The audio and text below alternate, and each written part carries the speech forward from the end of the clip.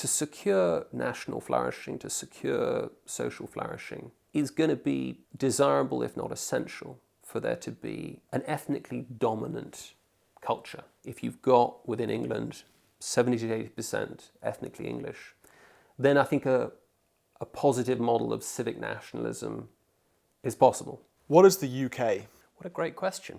The UK is a unified constitutional monarchy made up of its four constituent nations: Northern Ireland, Wales, England, and Scotland. But interesting, if you look at Hansard, UK as a designation for the United Kingdom, for those four nations, as the collective term for those four nations, does not really get going until the mid-90s. That's when you see an astonishing spike in references to the term UK and the slow decline of the use of the collective term Britain. And that was really the word that was used then. So you're seeing, what's driving that. Yes, it's probably, it's technically true that Great Britain doesn't quite cover Northern Ireland. We want to include Northern Ireland. UK does, but actually, what you're seeing, I think, what it's a sort of signal of is the emergence of what you might call it's a tale of two nations, two ways of thinking about our nation. There's the sort of an older way of thinking about it, which is where we would use the term Britain, and then there is UK. And those two, I think, are very, very distinct clusters of ideas and self-understandings. Yeah, so what we're seeing really is a tale of two nations, a tale of really two ways of understanding what our nation is. There's the older understanding of Britain, of England, Wales, Scotland, and so on. And there is a sort of new designation that is sort of surfaced into sort of, I suppose, online. It's been it's sort of crystallized in online discourse, but it seems to have resonated around SW1 and around the establishment, and getting even into august publications like The Spectator and The Critic and Unheard. And I think what it suggests is that the impact of mass migration is real. The emergence of this new way of thinking about our country, UK, is something that is driven by rapid demographic change. And so what you're seeing is the emergence of a kind of a new or rival collective identity, probably not terribly different from what you would see in the Roman Empire in the 4th and 5th centuries AD, where you have, in effect, ethnically, linguistically, and culturally distinct tribes beginning to assert themselves, particularly in Gaul and in Germany and in North Africa.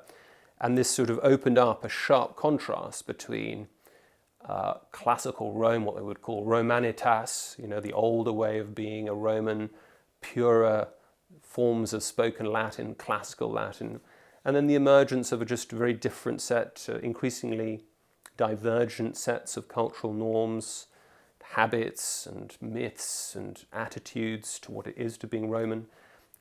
Rome was very, very generous with its citizenship all the way through, but especially in the 2nd, 3rd, 4th centuries. And so you saw the emergence of a new forms of Latin, a kind of curious kind of creoles, which were, I suppose, the forerunners of the Romance languages, the forerunners of Italian, Spanish, and French. You can hear and you can see the Latin roots, but you've got this new kind of patois, this new creole emerging. Now, I don't think we're there.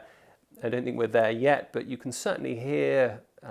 Certainly, when I'm down in London, I can hear, accents I've not really heard before. This sort of, a new way of speaking English, and with it the decline of regionally distinct voices and sounds. So it's you're going to struggle to hear much Cockney these days in the East End of London, for example. You might still in Essex after the gradual exodus of the last 25 years or so.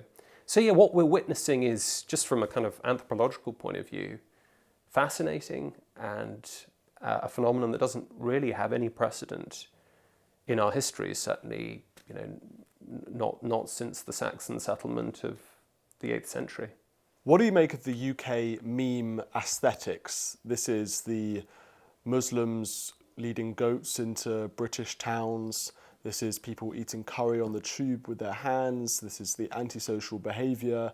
This is the drill music and so on. This is a distinctively new thing in Britain today. Well, I haven't seen that many of those videos. I mean, I live in Cambridge, and Cambridge is very much it's an elite university town. It's really a market town. It's a pretty small kind of it's a fairly small place, and I doubt that I just don't come across those phenomena very much. But I hear about them, I suppose.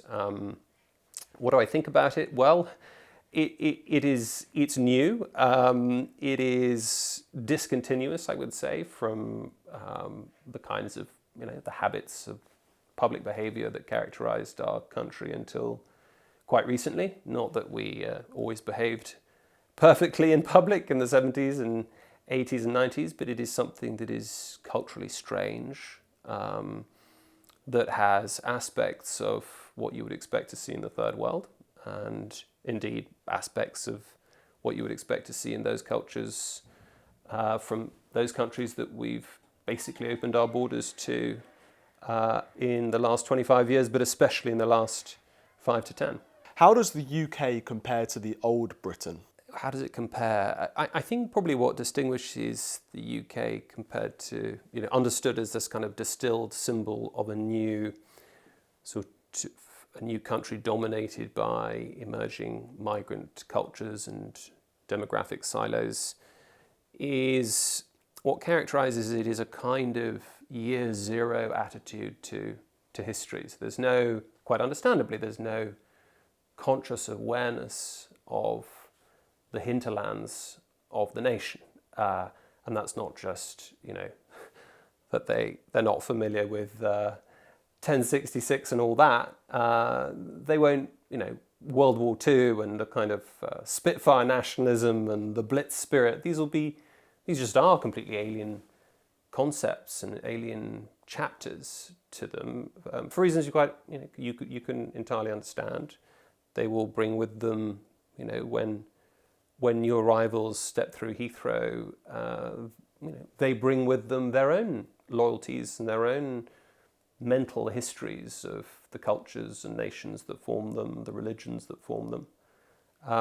So I think that's one distinctive feature. There will always be a dialogue of the deaf, I think, between the sort of new UK populations and, as it were, the older historic enclaves. And increasingly, I think there will be enclaves if we look at the data. Certainly by the end of this century, you will see, I think, kind of silos of maybe people living a sort of UKers and Britishers living alongside each other somehow, but certainly not integrating a great deal. I mean, it does look like, as I said, it's going to be a tale of two nations. It's going to be, they're going to be very sharp class divides, I suspect, between the old historic Brits and the UKers.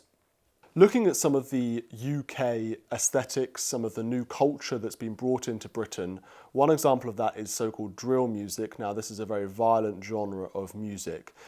Is this actually something to be celebrated? Is this a new, vibrant, great thing that's part of a new British culture? I don't know much about drill. I've heard nothing but bad things about it.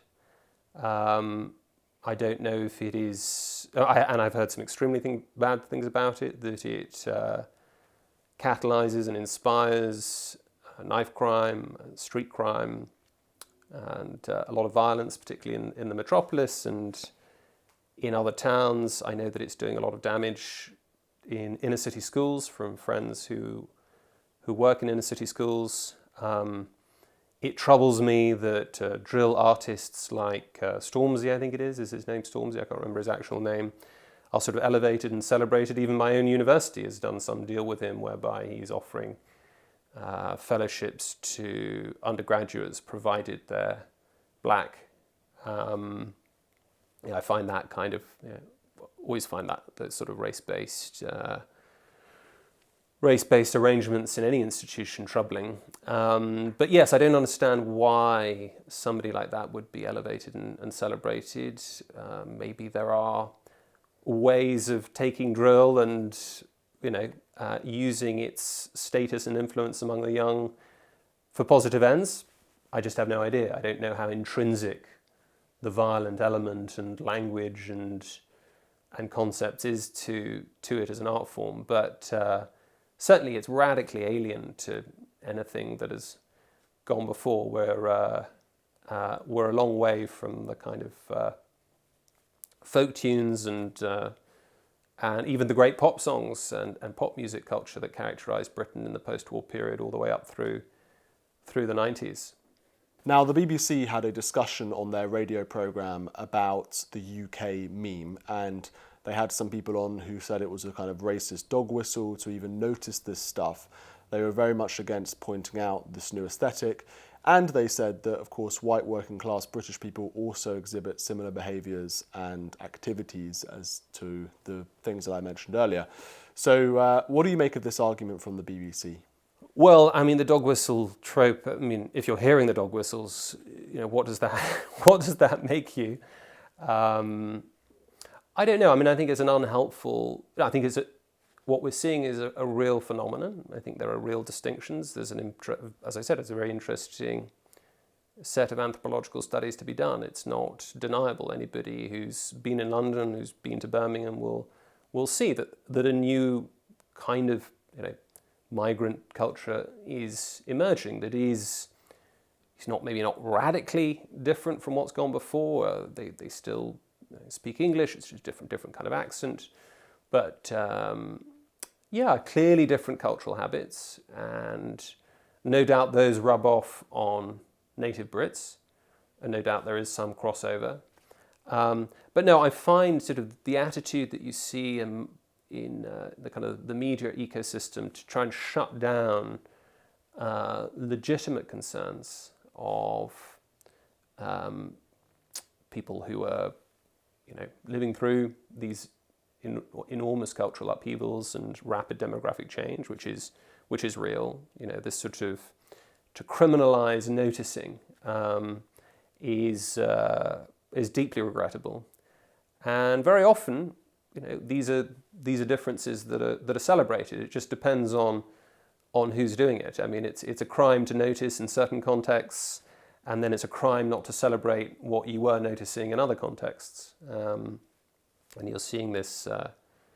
This is the so-called the parallax view, which I think Michael Anton has talked about. It's it's not happening. You're racist if you see that it's happening, and it's wonderful that it's happening, and you're terrible if you're not celebrating that it's happening. What is happening to British accents? What do you think of MLE, Multicultural London English, and why is the BBC promoting this MLE on programmes like Blue Peter? I don't know if I'm the right person to ask. I left London 16 years ago, and I don't watch the BBC. So it's been about 8 years since I've really watched the BBC very much. I do love the BBC in some ways, and I appear on it occasionally. So I haven't seen, I haven't tracked this, but I am aware of what's called MLE, multilingual English, multicultural London English, of course, multicultural London English, and I'm aware that it is displacing a lot of regional accents in the southeast, and no doubt it's being driven by the digital revolution and technology and so on and so forth. I think the speed at which new creoles and patois and accents spread is probably of an order of magnitude greater than the sort of rather more gradual and complex linguistic and accentual changes happened in the past.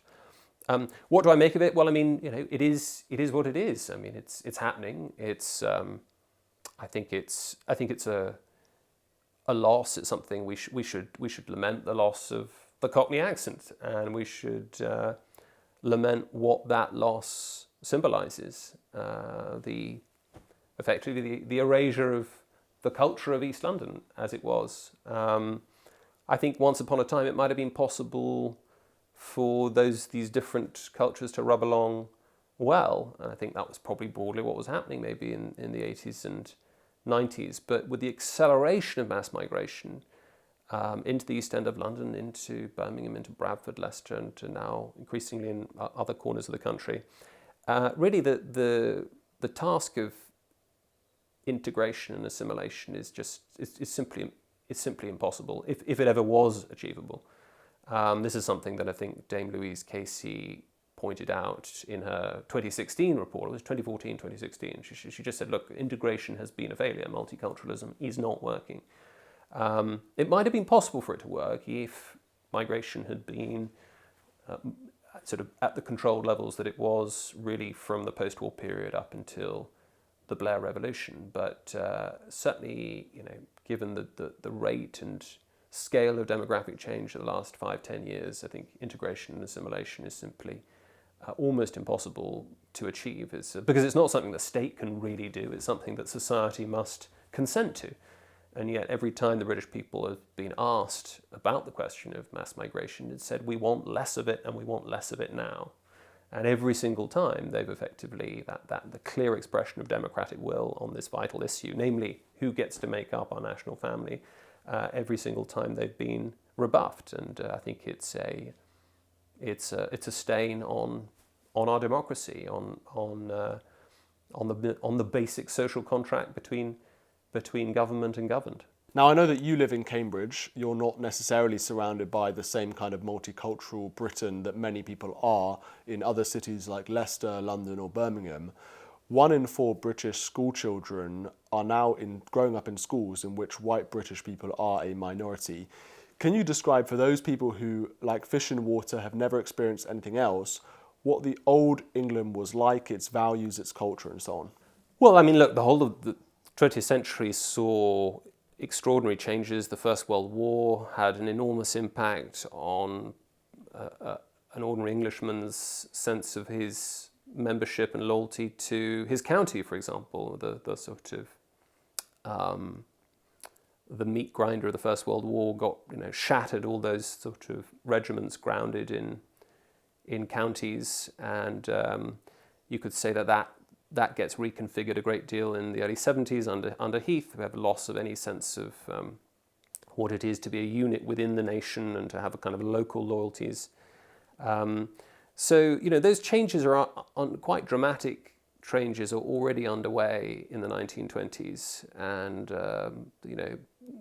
but the sort of demographic dislocation doesn't emerge until much later on, and does not really emerge until the beginning of this century. What was it like? Well, I speak to you as somebody who didn't grow up in England. I grew up in Brussels and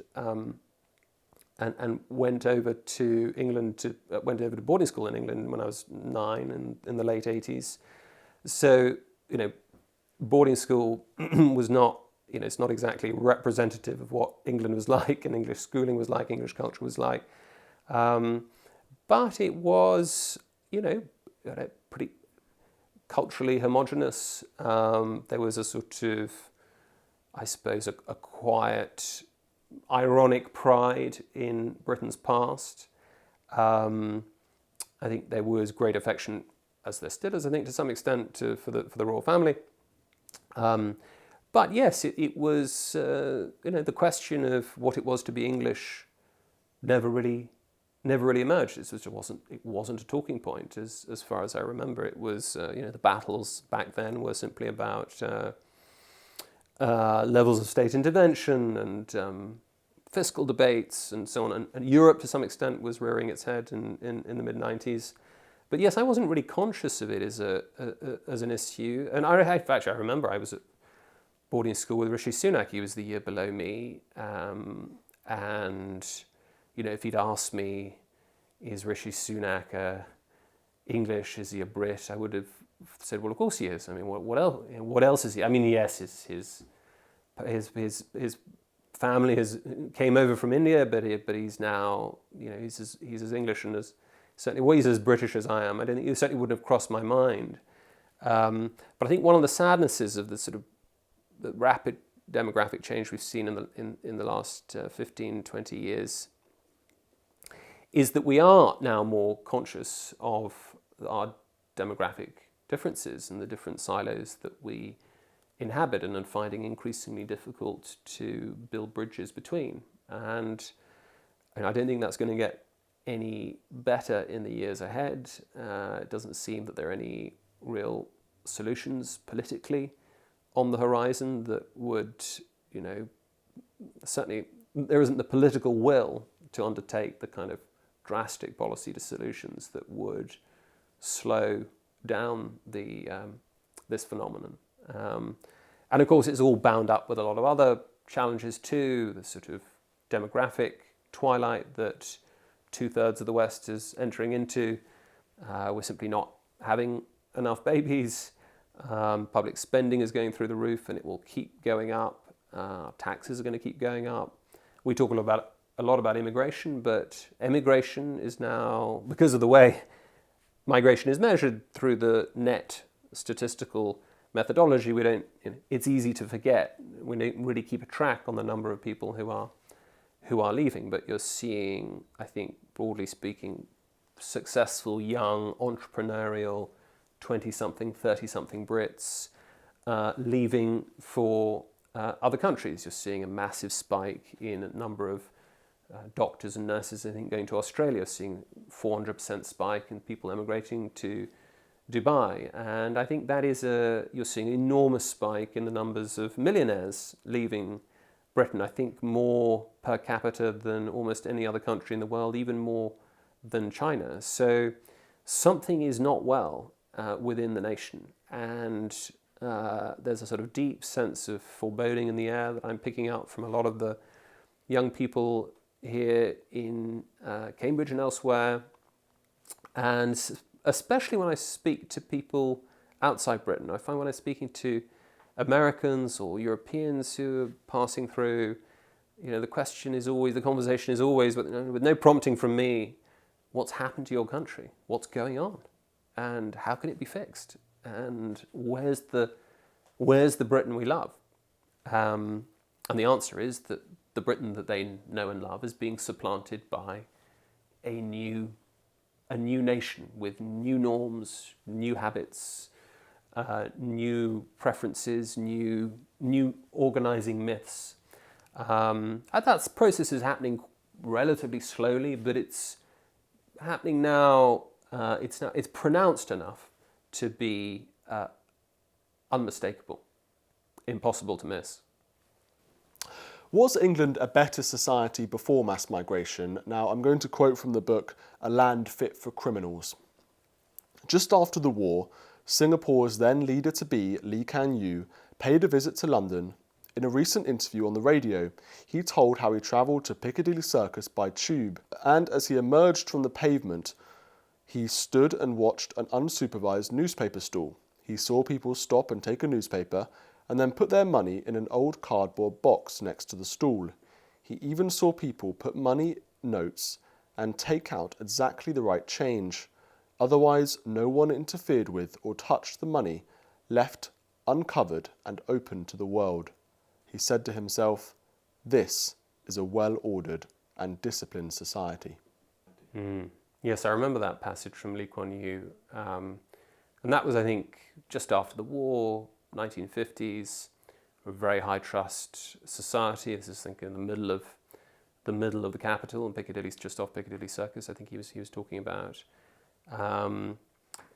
So I think, what has migration done to that? Well, clearly you couldn't have an honesty box next to a stack of newspapers off Piccadilly Circus now, but could you have had it in the late 80s? No, probably not. Could you have had it in the 90s? No, I don't think so. So, I don't think the collapse of civic trust is exclusively attributable to this extraordinary experiment in mass migration over the last 25 years. But I think it's very plausible that it's accelerated it because it's very difficult to sustain widespread social trust when you've got effectively demographic silos that live according to different norms, have different cultural habits, different ways of going about their lives, and they may be better, they may be worse. The point is they're not the same. And I think there's been a lot of work done on this. Robert Putnam, for example, has shown that far from being a strength, diversity is a deep structural weakness. Demographic diversity is a challenge that needs to be addressed. It may be a challenge that can be overcome, but it is a challenge. And all the indications are that diversity brings with it a collapse in social trust. And that's why Lee Kuan Yew, when he inherited and when he was, when Singapore left Malaysia, and when was it, 64-ish, early 60s, very difficult for Lee Kuan Yew, he brought in some very authoritarian policies precisely because he understood the difficulties and dangers of not policing ethnic and religious diversity in Singapore, and that's what he's done. What they've managed to do broadly successfully, and I think they look across at us now and think, why are they engaging in an experiment that is effectively bringing in, giving rise to problems that we started with and we simply had to cope with and navigate, because that was the nature of the Malaysian peninsula in the post-war period in the 1950s and 60s. But that's a headache that we just inherited. Why generate the headache? I think that puzzles and mystifies people from Southeast Asia I've spoken to. Research by Matthew Goodwin predicts that Britain will be minority white British by 2063. Should Britain be ethnically British? I think the phrase ethnically British is difficult to understand today. I think you can just about make sense of what it is to be ethnically English, ethnically Welsh, ethnically Scottish. In fact, I don't know what sense it makes to be not non-ethnically English, non-ethnically Welsh, non-ethnically Scottish. But I think the legacy of empire just has left us with the reality that British now is now sort of a non-ethnic designation. And so... Okay, let me rephrase the question then. Should Wales be ethnically Welsh? Should England be ethnically English? Scotland ethnically Scottish, and so on? Should the constituent nations of Britain be, preserve ethnic homogeneity? I think to secure national flourishing, to secure social flourishing, it is going to be desirable, if not essential, for there to be a dominant, an ethnically dominant culture, or rather, there should be, let's say, if you've got within England 70 to 80% ethnically English, then I think a positive model of civic nationalism is possible. And if that gets weaker, as that data suggests, then I think you're going to see a disintegration of social trust, and I think the means to achieve civic and social flourishing are going to be virtually impossible. As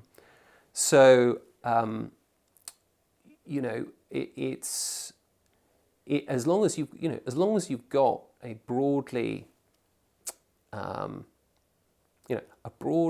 of homogenous people with a shared history, a shared set of norms, whether that's derived through the memory of a distinct ethnicity, which just is the case for the English, the Scots, and the Welsh. It just because unusually for many European countries, we have not really had any meaningful migration, not at least statistically meaningful migration in our 1,200-year history. Yes, we've had little bits here and there.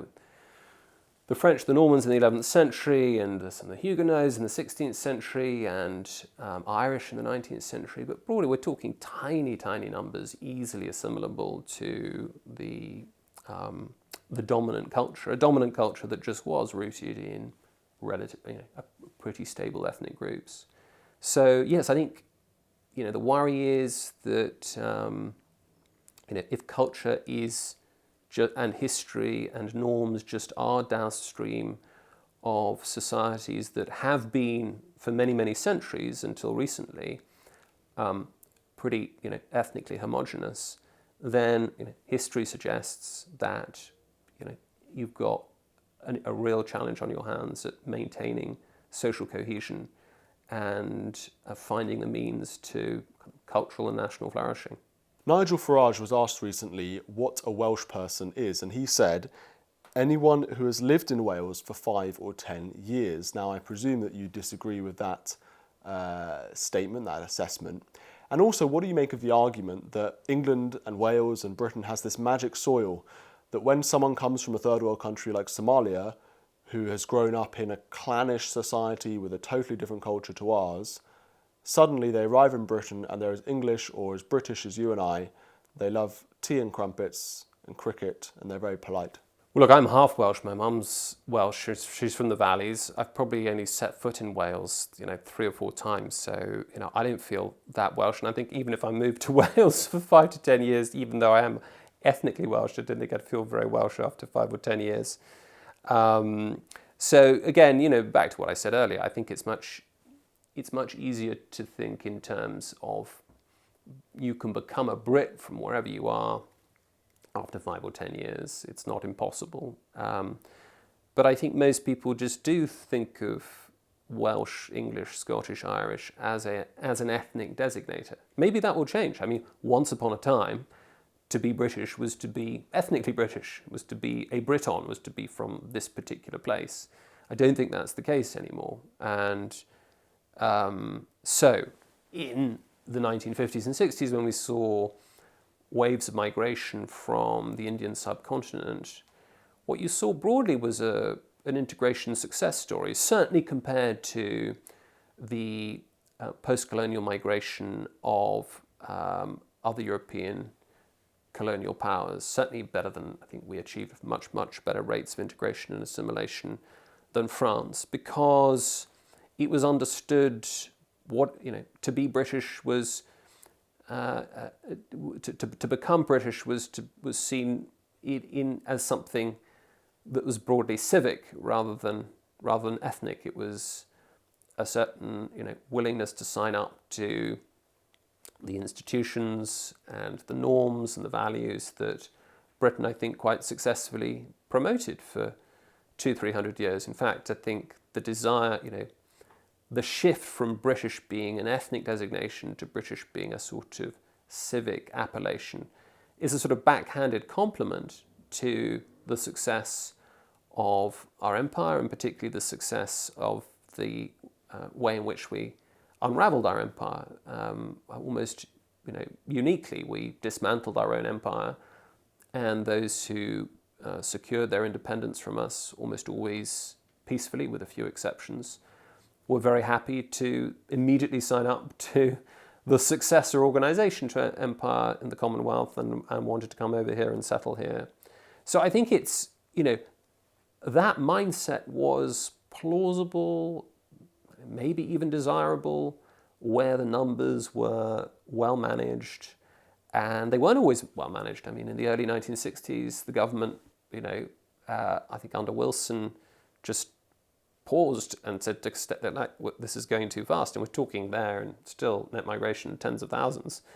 But what we're talking about now is a kind of orders of magnitude greater than that, and so, the term British now is really just a legal designation which is functionally meaningless. It used to pick out former citizens, subjects of the empire, or maybe members of the Commonwealth, but as we see with arrivals from countries that have never had anything to do the British Empire or the kind of post-colonial projects like Somalia, there you begin to see that something very different is happening from the waves of migration and puzzles over integration and assimilation that we saw in the post-war period. I think we did meddle in Somalia a bit, but like most countries. Well, we did. Sorry, you're absolutely right. We did but not. It was never. Somalia was never, I suppose, one of the. I think was it part of the empire? I can't actually remember. I don't think so. No. In the 40s with the Abyssinian. There was. I mean, it was never. It was never part of the empire, so we didn't have to worry about the kind of Okay, so I want to ask about the causes of mass migration, why this policy was enacted, and I'm going to break it down into two sections: the active and the so-called passive. So the active reason why mass migration may have happened in the UK is because politicians want to flood the country with their own voters, perhaps. They want to make Britain more diverse because they think diversity is a strength. There is this old line from one of Blair's advisors or ministers, apparently, who said that they want to rub the right's noses in diversity. So was this a kind of ideological thing to try and make Britain actively more diverse? And the kind of passive argument is, well, particularly the reason that the Conservatives allowed this to happen, they're simply terrified of being called racist. They're terrified of being associated with ethno-nationalism, which is associated with the Nazis and which is associated with the Holocaust. So to what extent is immigration driven by those active and passive factors? Yeah, I'm not convinced that the new mythography,